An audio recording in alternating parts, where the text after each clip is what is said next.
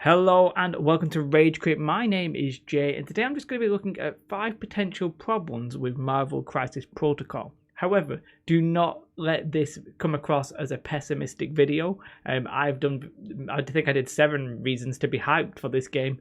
I'm personally very hyped.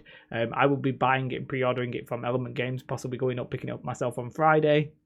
I'll even leave an affiliate link on this video, which I guess is the weirdest one to leave it on, but I'll put an affiliate link in the description. I'm very excited about this game. I think the game will be fantastic, but whenever I get hyped, anybody who's followed my content for any amount of time, seen any of my videos, generally knows I like to do one of these videos just to calm down my hype. Like I did one for Star Wars Legion, and I'm still playing that to this day, and that, I still think that's a great game. So it's just going to look at 5 issues that some people might have, or the game might have as a whole, and I'll give my opinion to whether or not I think it's valid, whether or not I think it's jank. If at the end of this video you like this video, do press like, it really does help. I'm trying to get my notes up, that's why I'm looking over here. And if you're not subscribed to the channel, please also subscribe. So, let's do the one that, let's get down to brass tacks. I wasn't actually going to do this one first, but let's get down to the brass tacks. Let's talk about cost. I've seen some perception that this game is expensive, and I think there's some valid criticism there, and I think some of it is over exaggerated, right? Let's see. Actually, let me get this up on the screen. So a box of this is Element Games, where I'll be buying it from. As I said, affiliate link. I'll be buying it from here. Obviously, you can look at the core price and be like 90 quid, but yeah, it's an American company, so I don't know. We're just going to look at the actual price that I can buy it for, which is £67. Now, you do get 10 miniatures in these, and you also get terrain. So you get like 2 cars, some street lights, and etc.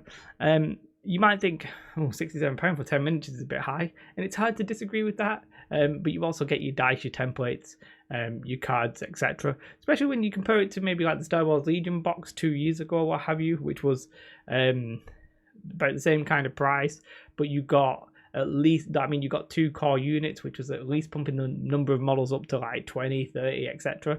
I think it was like 40 in them. However, these are on sprues. These are essentially, I see these as sort of more like 10 character models like you would get from Games Workshop. Like when, they're literally 10 hero models. They're not just your usual trooper models, are they? These are, by definition, we're looking at heroes. These are 10 heroes. So, and like 10 champions, and champion models are always about £10 a model. So if you compare it, if you think of it like that, then it makes perfect sense to me. The fact that you get terrain. Is it on the high side for a starter box? Yes, maybe. Yeah, I think so. I actually think that is reasonably valid. But I think as I said, it's on sprues, and I think they're going to treat them as like champions, like heroes. I think it's on the high side, but I don't think it's like distastefully high or anything. I think it's just a little high. But once that perception gets in people's heads, who knows where it goes. Like, I just very briefly want to compare this to like the Marvel card game, which is like 53 quid. You don't get any miniatures in that. It's all cards in it, and there's no templates or whatever. There's literally, I don't know if there's any plastic in that, but apparently there's over 350 cards and tokens and stuff. But there's cards and stuff in the Marvel box. So I think the core set is perhaps high when you look at it in just terms of pure raw numbers in model count, but I don't think this is necessarily a massive problem. I do think they have made a little bit of a mistake, and that mistake is with the single model option. So you've got this and MODOK. Now, the reason I think this is a mistake, I don't think £30 is a mistake for the Hulk. What I do think is a mistake is releasing just the Hulk and just MODOK at the release.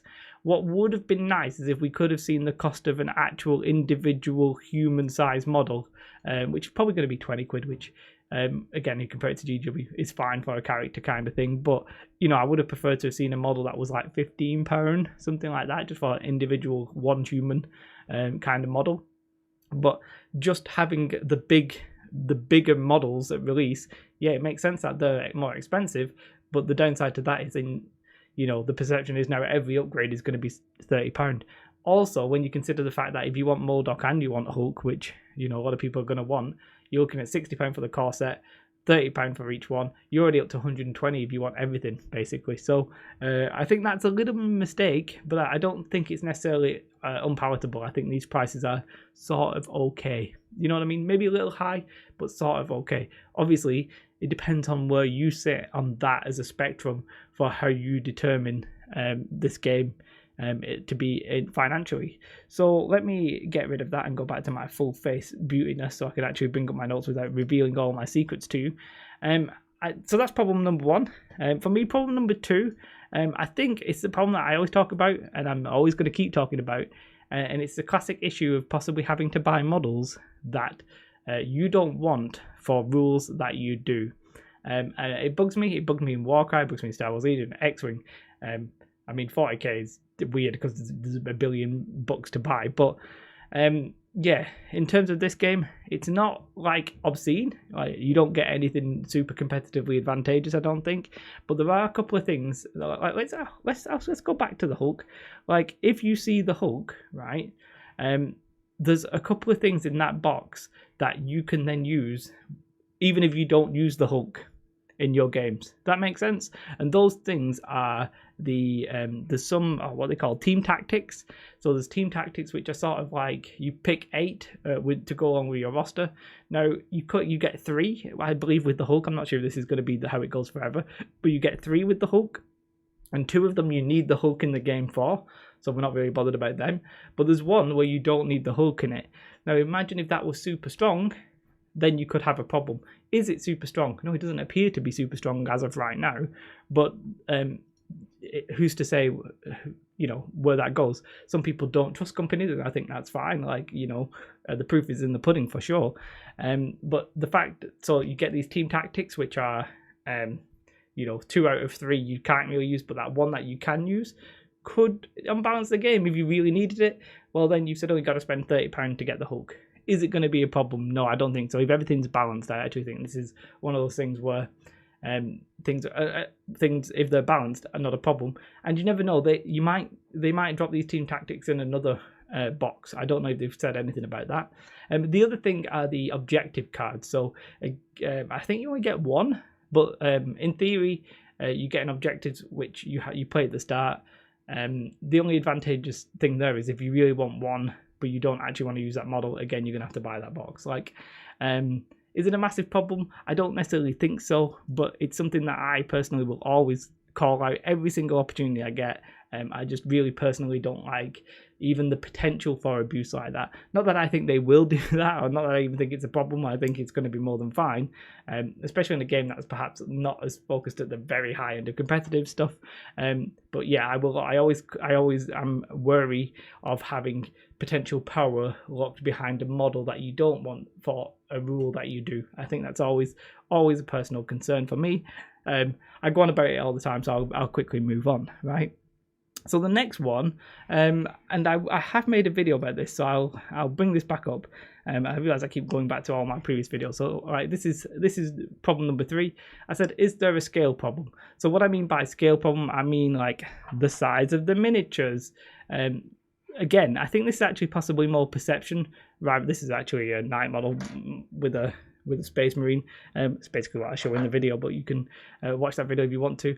I think this is more of a perception issue than, say, like a problem. Yes, the models are a little bit bigger than perhaps even the old night models or what have you. But I don't think it's a massive problem. The only urban terrain that really exists right now would maybe be for either the night models game or Walking Dead. The game is essentially all scale or 1/43 if you want to get like model cars, etc.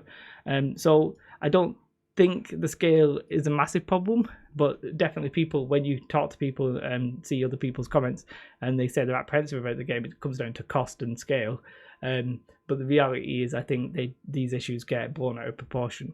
But check out the video, check out the references. If you're worried about it, fair enough. If you already have existing terrain, like maybe for 40k, and you're worried about it, like I don't really think you need to be. But by all means, maybe try and just buy one model when there's a cheaper model and compare that to the terrain you've got or what have you.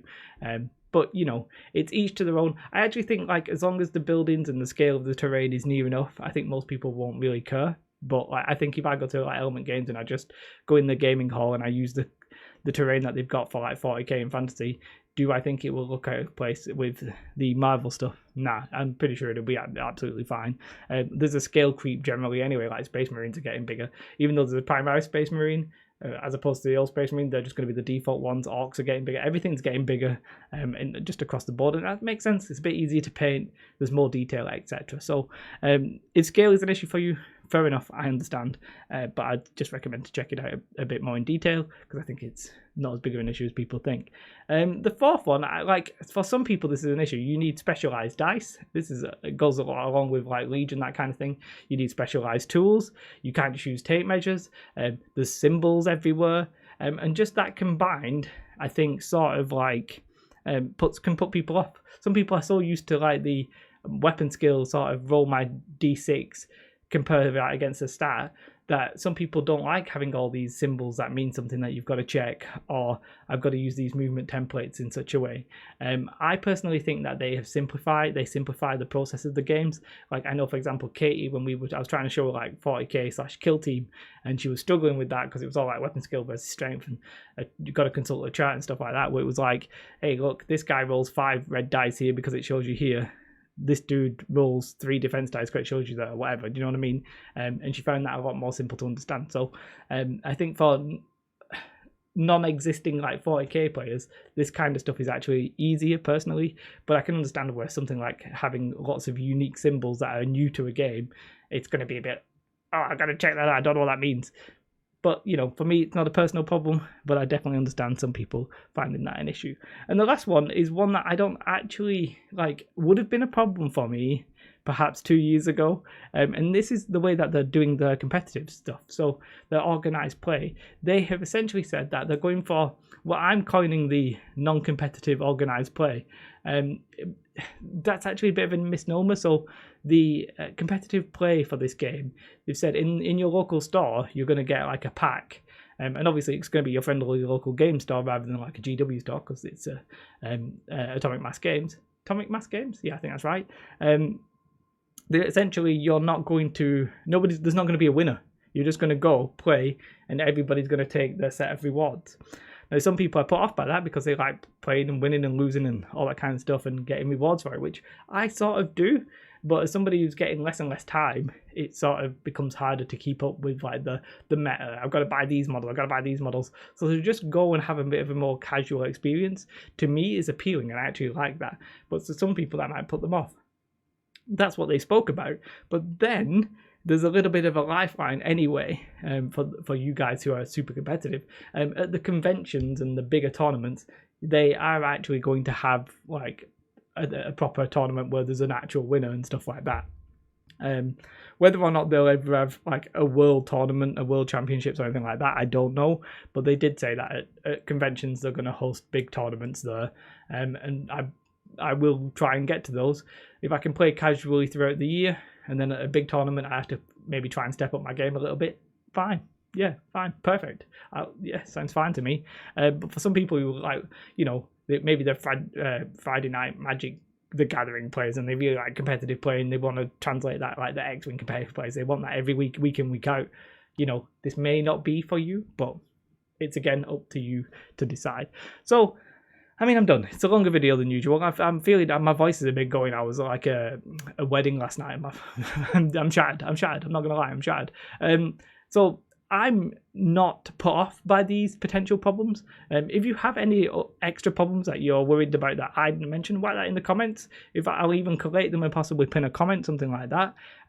I think that these problems aren't necessarily massive problems.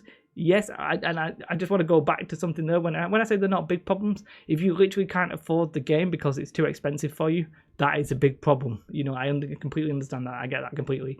Wargaming has traditionally been an expensive hobby anyway. But I actually think that if you consider these as like character models rather than infantry models, then the value of the box suddenly becomes a lot more, well, it actually becomes good when you think of it like that. Whereas for sure, if you just look at like 10 inches and a bit of terrain for like 70 quid or whatever it is, you might think, oh, that's a problem. So I'm not trying to dismiss these problems. For some people, these will be very real problems. For me, though, I think each one is something that I'm not too worried about or concerned about. Yeah, I'm always concerned about the rules, paying for models for rules that you want rather than the model. I want to see that whole concept just disappear. But then they need to entice away of buying the new stuff. Obviously you don't want to see a power creep either. So how do you do it? There's various answers to that, and this is not something I'm going to discuss here. But let me know your thoughts. The game comes out on Friday the 15th. In the UK, at least. I'm pretty sure it's in the rest of the world, in America, etc. Yeah, let me know your thoughts in the comments below. Have a most beautiful day. Sorry if I was a bit rambly than usual. 15 minutes. God, really is longer than usual. Time is flying. Goodbye. Have a beautiful day. Bye.